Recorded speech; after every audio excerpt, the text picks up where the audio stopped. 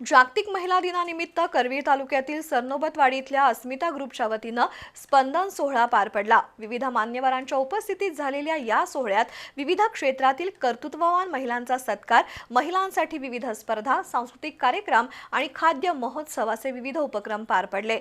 या सोहळ्यात सरनोबतवाडीतील महिलांनी उत्स्फूर्तपणे सहभागी होत स्पर्धा यशस्वी केली।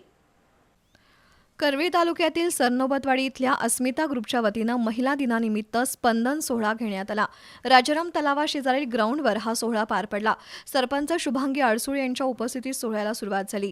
अस्मिता ग्रुपच्या अध्यक्षा दीपिका खापणे यांनी या उपक्रमाचा हेतू स्पष्ट करत गेल्या 2 वर्षांपासून सुरू केलेल्या उपक्रमाला महिलांचा उदंड प्रतिसाद लाभत असल्याचं सांगितलं। तर उपाध्यक्षा स्वप्नाली देसाई यांनी मान्यवरांचं स्वागत केलं। विविध क्षेत्रात उल्लेखनीय यश मिळवलेल्या कर्तृत्ववान महिलांचा यावेळी सत्कार करण्यात आला। त्यानंतर स्टँड अप कॉमेडी आणि ऑन दी स्पॉट गेमचा कार्यक्रम झाला। भारतीय संस्कृती आणि कृषी परंपरांचं दर्शन घडवणारा कार्यक्रम, महादेवाचं तांडव नृत्य, रामनामाचा जयघोष, मराठी गाण्यांची मैफिल, बहारदार नृत्य, भरतनाट्यम, गायन, रेट्रो डान्स अशा विविध उपक्रमांनी स्पंदन सोहळा पार पडला। यावेळी परिसरात लावलेल्या विविध खाद्यपदार्थांच्या स्टॉल्सचा आस्वाद नागरिकांनी घेतला। यावेळी डॉक्टर शंकर अंदानी, सुशांत पाटोळे, किरण अडसूळ, सचिन चौगले, कीर्तिकुमार मसुटे यांच्यासह ग्रामपंचायत सदस्य, विविध मान्यवर आणि महिला उपस्थित होत्या।